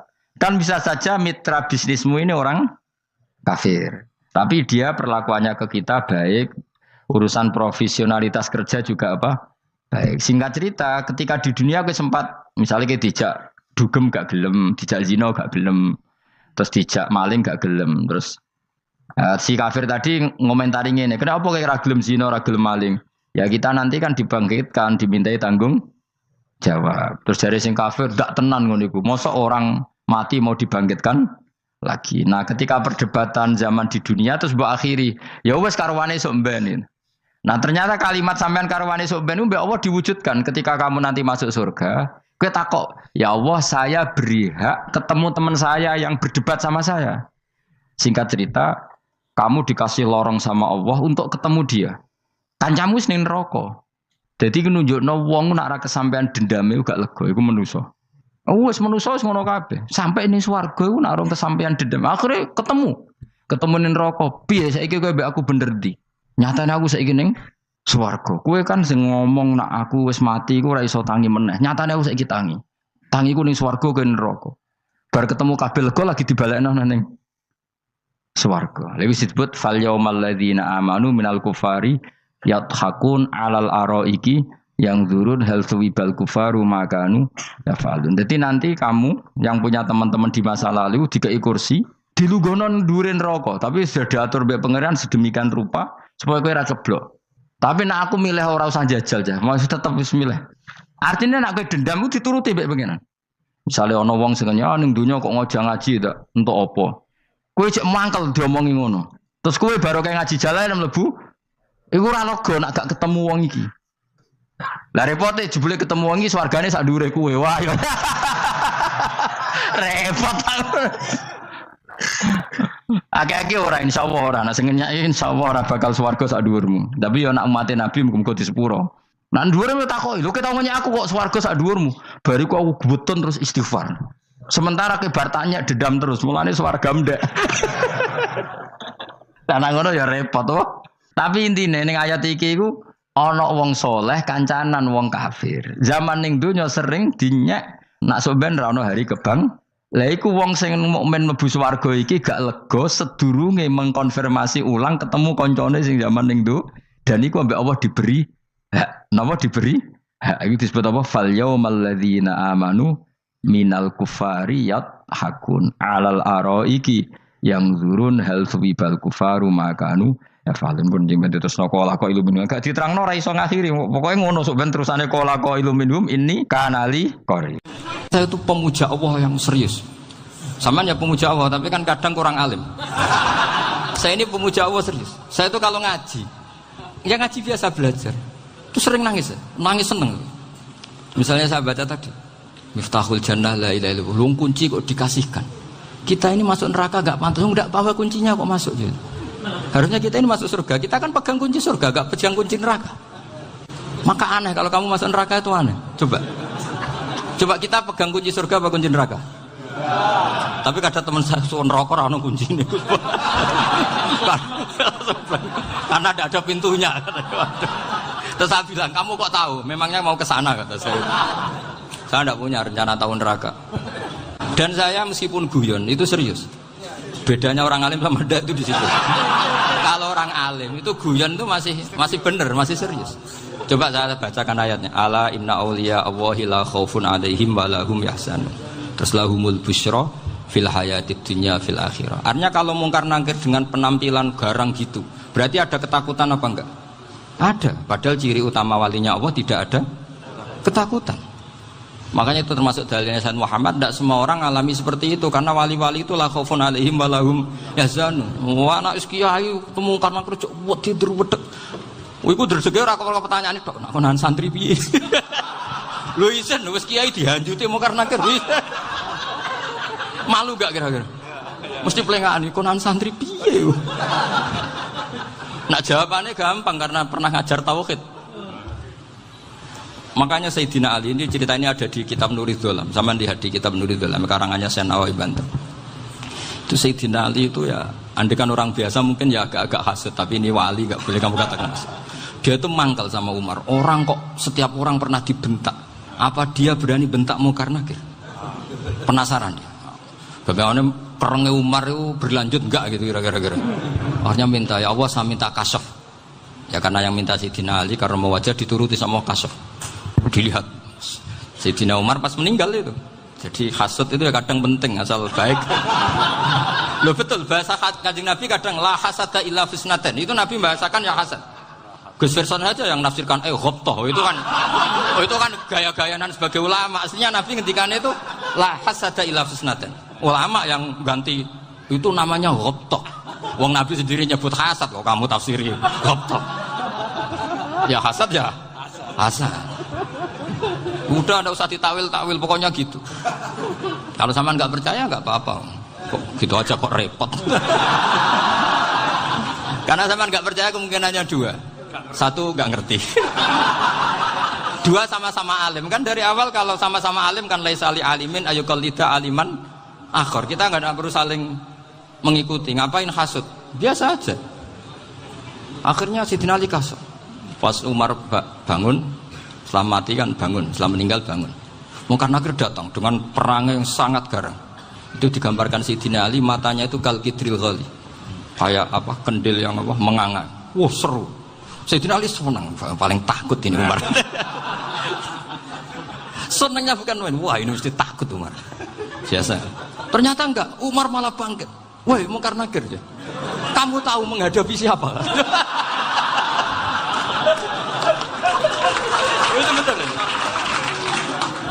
Kamu itu menghadapi temannya ahabbal khalqi ilallah.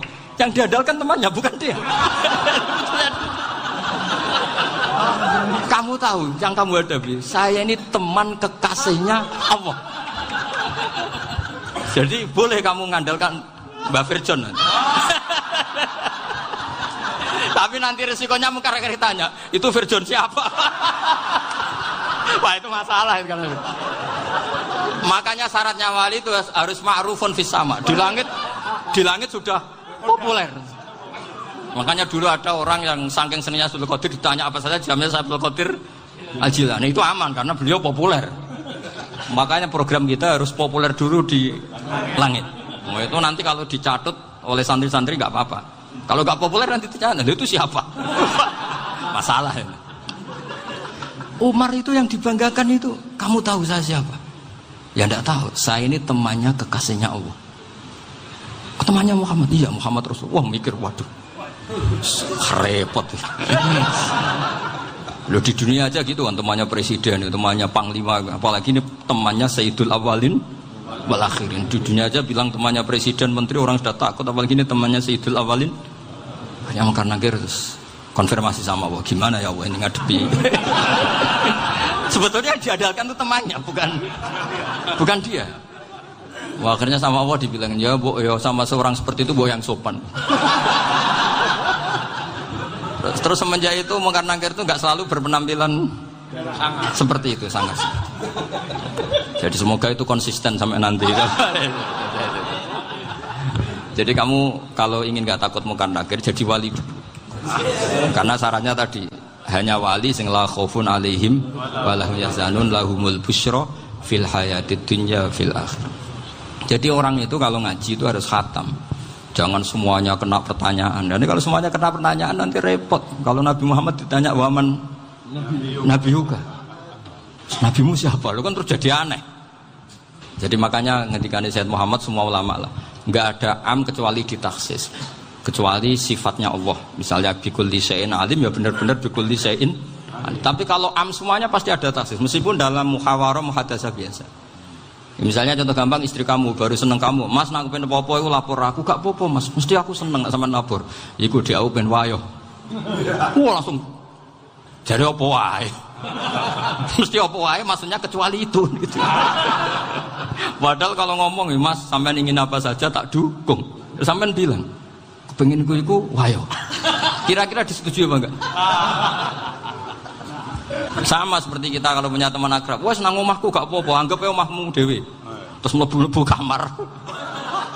Jadi tidak ada am kecuali di taksis. Artinya kalau ada cerita bahwa orang mati pasti ngalami ditanya mungkar nangkir, itu pasti ada am yang di taksis. Itu pasti juga dialami para anbiya, para auliya. Karena ciri utama wali itu la khaufun alaihim walahum yahzanun. Kemudian saya yang mau cerita ya, supaya sampean bisa menghadapi dunia global ini, tak bawa tafsir Munir termasuk tadi. Ini saya baca ini karangannya Syekh Nawawi, karena tadi kata Mbah Firjon ngaji itu harus sama orang yang bersanad. Saya ini kalah sama beliau itu berkali-kali. Secara nasab saya harus manggil Mbah. Secara silsilah ilmu saya juga kalah lagi. Saya sering disowani sama cucu-cucu Syekhona Khalil. Kiai Siddiq itu termasuk murid dekat beliau, Syekhona Khalil. Kalau itu berarti kan Gus Firjon, Ahmad, terus Mbah Siddiq. Mbah Siddiq ngaji Syekhona Khalil. Syekhona Khalil itu pernah ngaji langsung sama Sayyid Zaini Tahlan. Berarti beliau dari Sayyid Zaini Tahlan itu baru generasi kelima. Sementara saya itu sudah ke-7 atau ke-6. Saya, Mbah Mun, Mbah Karim misalnya, Mbah Hashim, Mbah Mahfud Termas, Sayyid Abi Bakar Sato, yang arangnya Anatul Tolibin, baru Sayyid Zaini Tahlan. Berarti saya ke-7, kalah lagi. Tapi untuk jadi wali biasanya cepat saya. Karena syaratnya jadi mbah itu ngalah demi putu. Jadi kalau beliau ngotot, saya dulu Gusti, saya mbahnya. Wah itu mbah yang nggak baik. Pasti jatahnya dikasihkan apa? Cucunya dulu. Makanya Abdul Muthalib itu orang yang dapat wangsit, tapi yang jadi nabi itu cucunya. Jadi dalil saya banyak. Sebenarnya Abdul Muthalib itu sudah sering dapat wangsit. Karena saya bahasakan wahyu, Nabi yang protes, enggak Nabi kok dapat wahyu. Tapi sebetulnya Abdul Muthalib itu masyhur. Kalimat-kalimatnya menunjukkan bahwa beliau itu sudah dapat wahyu kalau nanti cucunya itu jadi Nabi. Makanya senangnya bukan main Abdul Muthalib sama Rasulullah. Putu seneng, mbah seneng putu. Jadi mungkin, jadi sampean enggak usah protes loh. Yang jadi wali kok cucunya. Betul. Dulu Mbah Hamid Pasuruan itu kalau Mbah Ahmad Siddiq ke sana, Mbah Hamid Pasuruan kalau manggil Mbah Ahmad Siddiq itu paman. Tapi pamannya minta ijazah ke ponaan. Apa ya gara-gara itu memang. Kalau itu masih berlaku, apa? Ngalah tadi. Kayaknya masih apa? Hawane masih. Hawane masih. Karena melihat tren-tren langit masih gitu kayaknya masih. Masih itu. Ya. Tapi mbahnya tetap dapat jatah, tenang saja nanti. Tapi memang sebaiknya mbah itu legowo. Rasulullah Muhammad SAW itu terkenal min dzurriyyati Ibrahim. Tapi kata Rasulullah, ana dakwatu Ibrahim wa bisyaratu Isa. Aku nganti ngene iki barokah dongane Nabi siapa? Ibrahim. Jadi dongane Nabi Ibrahim ya tiba teng putu. Jadi banyak bukti bahwa jatuhnya ke putu gitu. Tadi saya di kamar sama beliau berduaan. Nih mbah sing dadi wali dhisik ndi? Aku mbah. Cocokan tadi. Nah, kenapa saya akhir-akhir ini gulirkan daftar wali? Kenapa? Saya ini resah ya, orang sudah ingin dicintai pejabat, dicintai tetangga, dicintai teman. Tapi kadang-kadang orang lupa lagi dicintai Allah. Makanya saya meskipun guyon, tapi ini amdan, bukan sahwan. Supaya orang punya cita-cita lagi jadi wali, ingin dicintai Allah. Kita ini terlalu lama ingin dicintai makhluk. Mbok ya naik kelas sedikit lah. Ingin dicintai Allah Subhanahu wa ta'ala. Meskipun saya guyon, tapi tadi guyon saya tuh lebih serius ketimbang serius Anda. Karena tak pikir. Saya tuh kalau pergi itu seneng ngebis, bukan karena saya tidak punya mobil, tapi saya sering mau butuh itu supaya gak diganggu. Karena saya tuh harus punya waktu sendiri. Kalau ngebis kan ketemu orang gak kenal, tapi sekarang ya gak susah, banyak yang kenal. Dan susahnya lagi gak minta ijazah, minta foto. Repot tuh. Mau dibenci itu umatnya Rasulullah Shallallahu Alaihi Wasallam. Mau disetujui itu sanatnya mana? Kalau ketemu orang alim minta apa? Foto. Itu nggak ada sanatnya. Gak tahu saya itu mazhab dari mana itu. Ya mazhab milenial yang jelas itu kan. Ini tak baca ya biar dapat, karena ini kenangan saya sama Mbak Ahmad Siddiq. Saya masih ingat betul beliau ngisi hallnya Mbak Abdullah bin Umar, berarti abahnya Mbak Hamid. Karena mbak saya itu Fatimah binti Khalid bin Umar, kalau Mbak Hamid itu Hamid bin Abdullah bin Umar. Itu saya masih ingat betul zaman itu Mbak Hamid tiap hall di Lasem itu rawuh dan saya derek nembah saya karena masih misanan datang ke Lasem. Itu beliau pas itu ngisi sama Mbah Mun. Mbah Mun masih muda, Ki Ahmad Siddiq sepuh senior. Itu beliau cerita bahwa dulu ketika Indonesia dijajah Jepang itu para kiai mimpi dibacakan ayat Khulibatir Rum fi adnal ardi wa hum min ba'di walabihim. Terus ada kiai yang tanya, takwilannya gimana? Ya nanti Jepang pulang bukan karena kita yang mengalahkan, tapi Jepang ada yang mengalahkan sendiri meskipun tidak kita. Kayak dulu Faris tidak dikalahkan Islam tapi dikalahkan Romawi, tapi yang senang umat Islam. Wa yauma idzi yafrahul mu'min. Itu luar biasa ulama-ulama kita. Delalah kejadiannya Indonesia seperti itu. Yaitu kita tidak mengalahkan Jepang, tapi Jepang pulang sendiri karena dikalahkan apa? Sekutu. Ya ini saya baca. Ini tidak usah dicek bacanya benar apa enggak. Sudah aman apa? Aman. Karena kalau saya salah itu ya sengaja. Artinya ya sengaja saja. Ya biasa maksudnya. Saya kemarin ngisi di Pondok Peloso, di Pondok Al Munawir Jogja. Salah itu ada dua. Ada salah yang memang benar-benar salah. Itu enggak apa-apa, bisa dimakfu. Karena mesti sangke wong goblok salah yang terus itu. Ada salah bawaan ilmu, itu repot tuh dadaninnya. Karena misalnya kita yang biasa belajar qiraah sabah wa yahsibuhu, mesti diulang lagi wa yahsabuhu. Karena qiraahnya Imam Asim itu hasibah yahsabu bi fathis sin. Sementara kita kalau ngaji kitab kulino yahsibu. Sehingga kita yang biasa belajar sabah itu kalau baca kitab itu kayak orang bingung. Kadang-kadang yang ngaji juga bingung. Gus Pak mau cok bulan pilih. Ya tepat-tepatan. Ada yang mengatakan Gus Pak bingung, ada yang mengatakan Gus Pak alim alama. Ya tepat-tepatan nasib tadi. Karena memang ya sabah memang seperti itu.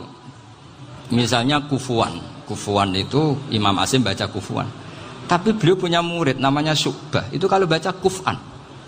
Makanya kita itu, ini kan khataman Quran ya. Jadi saya menyinggung sedikit tentang qiraah sabah. Tadi beliau juga sudah tak kasih kitab saya Hifdzuna Liyadal Mushaf. Sama tak ajari latihan sabah. Memang angel ya.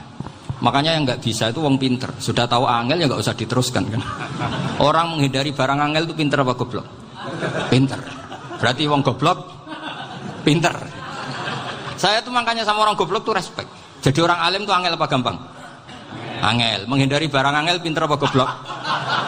Loh, orang menghindari barang angel pinter apa goblok? Pinter. Berarti wong goblok pinter. Jadi saya sama orang-orang goblok itu respect. Sudah tahu jadi orang alim angel ya barang angel ya harus dihindari. Makanya saya ini insya Allah umatnya Nabi yang termasuk yang terbaik. Amin. Karena mencintai umatnya Nabi termasuk yang goblok. Waduh. Itu tidak gampang itu. Karena tadi sudah tahu ya. Seperti itu loh orang naik Panjat Pinang. Itu yang naik karena ingin hadiah. Yang nonton sudah tahu wah licin kok dinaikin mau keplodok. Tapi orang sepakat yang nonton juga pinter karena sudah tahu ribet kok. Tukun yang pasar kena lah apa mana. Sama juga gitu. Ngalim tafsir angel, ngalim fikih angel. Ada karek ngaji ngerekam kan gampang.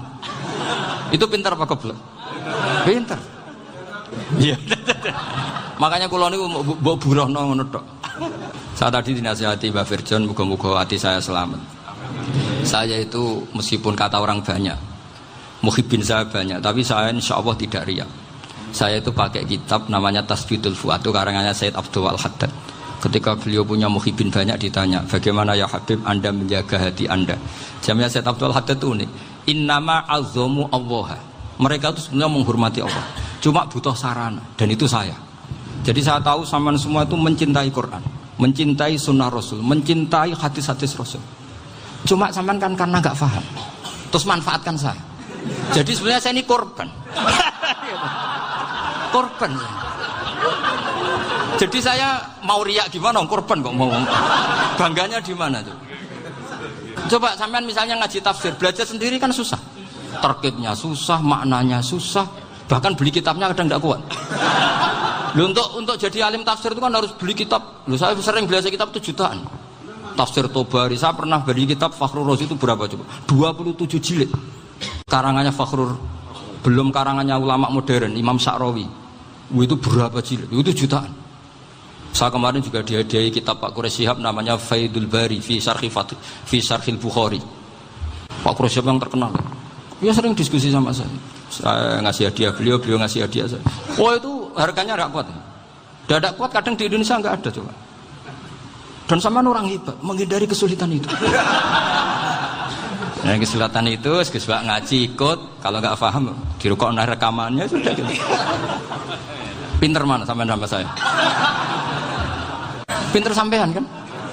Bikin sosis susah, beli aja kok repot kan. Nah, makanya nggak boleh orang bilang, wah aku goblok reso tafsir aku wong pinter. Makanya nanti kalau saya ketemu Nabi tidak termasuk orang yang mentahkir orang Islam. Kafa bil mari isman ayah kira akhahul muslim. Jadi cukup orang itu dosa kalau menyepelekan orang Islam. Termasuk darani sampean goblok itu dosa. Caranya enggak darani goblok ya tadi di logika tadi. Alim itu angel. Ngendari angel itu pinter. Berarti wong bodoh. Pinter ya sudah gitu. Tapi tetap bodoh. Tapi ini satu cara untuk saya respect gitu. Coba orang yang ngaji tafsir saya banyak, mungkin ribuan. Itu sebetulnya mencintai Quran. Karena Quran adalah kitab suci yang panduannya umat Islam. Sangat mencintai Quran. Terus kemudian mereka nggak paham. Terus mencari orang yang memahamkan. Burohno lah cara Jawane ini. Terus keren saya itu di mana coba? Lah terus mereka kurang ajarnya gini, kalau paham itu ya alhamdulillah paham. Kowe nak ngaji Gus bae ngono tok. Tapi nek ora paham, ora nyalano akale. Mari Gus Bahan nerangno cepet mulane gak paham. Ora kok nyalano teke sing lelet tuh. Oh kan masyaallah naudzubillah tenan. Sebetulnya tingkat kurang ajarnya tinggi Gus sebenarnya. Jadi kalau enggak paham itu kadang enggak nyalahno uteke. Kayak mau misalnya, mau mari mikir ra jelas. Padahal misalnya jelas ora mesti paham, bodoh. Paham? Jadi kata Sayyid Abdul Haddad, innama azzamu Allah. Sebenarnya mereka itu sangat menghormati Allah. Makanya kita nggak perlu mengatakan wasilah itu kafir, nggak akan. Karena orang tawasul sama Rasulullah itu ingin dapat ridhonya Allah lewat orang yang dicintai Allah. Kita mencintai wali sebenarnya, wah itu kekasih Allah. Kita mencintai itu karena mencintai Allah. Sama seperti gini. Kamu mencintai kangkung apa enggak? Sebenarnya sama sekali enggak. Tapi kamu ingin sehat, ada asupan gizi. Kamu ingin tubuh kamu sehat, butuh asupan gizi. Kemudian kamu makan kangkung. Apa terus kamu cinta kangkung kan enggak? Cinta kesehatan kamu sama. Orang yang mencintai saya sebenarnya ingin kepuasan rohani. Saya kan termasuk kiai yang torekonya gampang. Ini swarga kan akhirnya penggemarnya banyak. Coba kalau kamu ini neraka. Jadi sebetulnya Anda mencintai kepuasan Anda sendiri. Nah, saya ini korban. Makanya untuk masuk surga cepat saya. Korban itu cepat. Da'watul mazlum la turaddu kan gitu. Laisa bainahu wa bainallah hijab. Jadi saya kalau dongo langsung seret langit. Karena mazlum. Saya sinau tafsir itu, Mbak, sampean bayangkan ada tafsir itu sudah 27 jilid. Sekarang Fakhrur Razi itu bulatnya bukan main. Karena dia ahli filsafat. Bulatnya masyaallah. Sudah gitu sinau Jalalain kadang dikomen oleh Sawi. Sudah kita percaya Jalalain boleh dibully Sawi. Percaya Sawi dikandani, "Oh iku Maliki rasa ribet." Sudah gitu sinau Qurtubi, sinau tafsir Tabari itu susahnya. Belinya susah, belajarnya susah.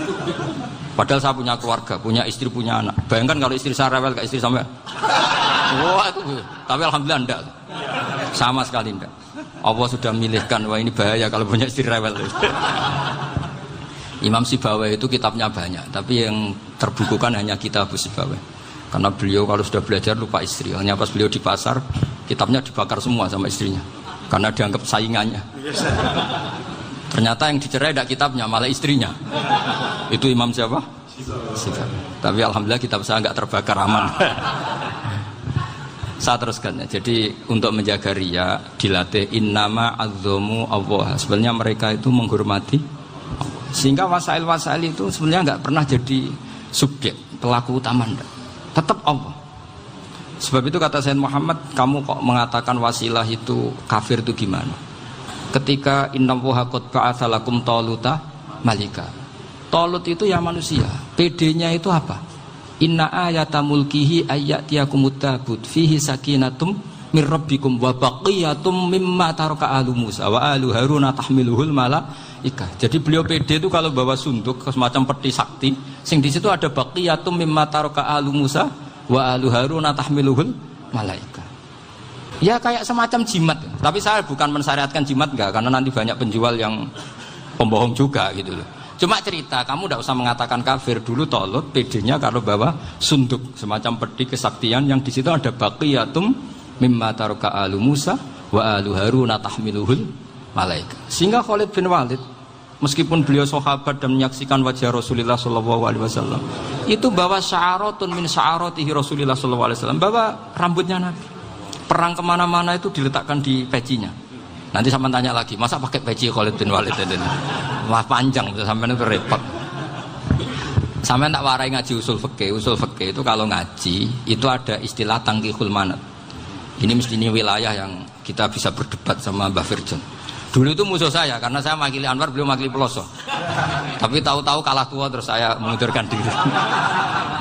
Di fikih itu ada istilah, ada tangkihul manat, ada tahqiqul manat, ada tangkihul manat. Tangkih itu kira-kira gini, lafadz hadis itu dibuang sekian untuk tahu bahwa itu madarul hukmi. Misalnya gini, tak beri contoh paling gampang. Sama harus paham, kalau nggak paham nggak pinter-pinter. Ja'a a'rabiyun ila Rasulillah sallallahu alaihi wasallam. Ya karena ini menghormati Mbah Ahmad Siddiq, saya orang alim, jadi ngaji ini tetap ada suasana alim. Ya harus ada suasana alim. Nggak perlu jadi orang alim tadi, susah. Sudah ngindari susah itu pintar. Sudah itu aja. Jadi orang alim susah, ngindari barang susah pintar. Berarti orang tidak alim pintar. Nah, meskipun tetap sudah itu pegangi sampai mati nanti. Loh, jadi orang alim itu repot. Itu kata Imam Ghazali, kalau orang alim kalau mau masuk surga itu sama Allah nggak boleh. Kif, kamu nggak boleh langsung masuk surga. Coba cari umat kamu, syafaati dulu. Nah, saya takut nyari sampean tidak bisa kembali. Saya tidak punya rencana itu. Pokoknya apa masuk. Golek sampean kuaduan. Aduan balik raroh dewe, wah repot nanti saya. Berat jadi orang alim itu berat. Ya saya teruskan ya. Ada tangkihul manat. Ja'a a'rabiyun ila Rasulillah sallallahu alaihi wasallam. Faqala ahlaktu wa ma ahlakaka qal waqa'tu imraati fi nahari Ramadan. Ya sidang kita, saya ini rusak ya Rasulullah. Kenapa? Karena saya menjima istri saya fi nahari Ramadan. Terus kata Nabi, kamu harus bayar kafarah. Napa Nabi kafarah? Puasa 2 bulan. Wong baru 1 hari aja terjadi gitu kok disuruh puasa 2 bulan. Ya tidak kuat ya Rasulullah. Baru berapa hari saya puasa aja kecelakaan seperti itu. Apalagi kalau sampai 2 bulan. Tidak ya Rasulullah. Ya sudah kalau gitu kamu pertama ngasih makan apa? Idku raqabah kan, pertama merdekakan budak. Tapi kan sekarang nggak ada budak makanya terus sekarang langsung puasa. Wah ini nggak bisa semua. Ya sudah ngasih makan orang 60. Kasihkan siapa ya Rasul? Ya orang fakir. Saya ini paling fakir. Di kampung saya ini orang paling fakir. Jadi mulai dulu orang fakir itu hubungan suami istri itu paling lancar. Mulai dulu. Makanya orang fakir itu anaknya banyak. Karena hiburannya hanya itu. Wong Ramadan aja. Coba mau ke ATM nggak punya uang, mau antri di bank nggak punya, mau apa coba? Itu mulai dulu. Ini sanatnya mutasil. Wah, akhirnya sudah sanksinya kan tadi ya idku raqabah atau puasa 2 bulan berturut-turut atau ngasih makan 60 orang miskin. Lalu kata ahli usul fikih, kata A'rabi dibuang, nggak menjadi catatan hukum. Orang kota pun kalau melakukan itu juga kena sanksi yang sama. Imro'atau juga dibuang. Andai kan itu dilakukan untuk amatnya juga ketentuannya sama. Nah sekarang perdebatan antara Imam Syafi'i dan Imam Malik begini. Sekarang pertanyaan gini, jima istri itu hukumnya boleh apa haram? Boleh kan? Lalu kalau ada orang tanpa udzur kemudian makan siang-siang, cara Imam Malik hukumnya sama, harus kena sanksi yang sama. Karena sama-sama hadku hurmati Ramadan bighairi udzrin syar'iyyin. Sama-sama merusak hukum Ramadan tanpa udzur syar'. Lu jima itu tidak zina. Kan hukumnya jaiz. Nah, sekarang makan hukumnya jaiz, harusnya juga kena ketentuan yang sama. Cara pikirannya Imam Malik. Nah, alhamdulillah Imam Syafi'i gak setuju. Wah, cara setuju repot. Bahkan orang-orang Syafi'i sudah punya khilaf, kalau gitu minum dulu. Iya, biar kena. Iya, biar iftarnya pakai minum. Setelah minum baru jima kan Ini sudah menyiapkan khilanya. Ini khas Syafi'i ini, bongsong rekayasa hukum. Nanti bisa belajar jauh cara ngakali hukum. Makanya guyonan yang masyhur Gus Dur itu gitu. Ada seorang kiai atau Gus lah, ya punya salah, namanya manusia kan punya salah, entah cangkruk entah apa, pokoknya punya salah. Ada wartawan yang ngiranya semua kiai itu orang suci, sehingga tanya sama Gus Dur, Gus itu ada kiai kok, ya pokoknya salah lah. Tapi jangan bayangkan dosa besar, enggak, kecil-kecil aja. Itu gimana itu? Padahal kiai kan orang suci. Jawabnya Gus Dur lucu. Ya justru yang boleh salah itu para kiai. Kalau kamu nggak boleh. Loh, kok bisa Gus? Karena mereka tahu caranya tobat. Repot. Kalau kamu nggak tahu caranya. Sama pelanggaran hukum itu ya harus pakar-pakar hukum. Itu yang tahu caranya yang rekayasa. Kalau kamu ya kena pasal kan ya. Jadi kamu jangan niru saya ini punya sekian cara untuk nah, itu namanya khilah. Makanya kata Sayyid Muhammad, kamu tidak usah anti khilah, karena Abu Hanifah itu membolehkan khilah, kitabul khiyal. Yang penting kamu soleh dulu, setelah soleh nanti Allah maklumi, soleh dulu.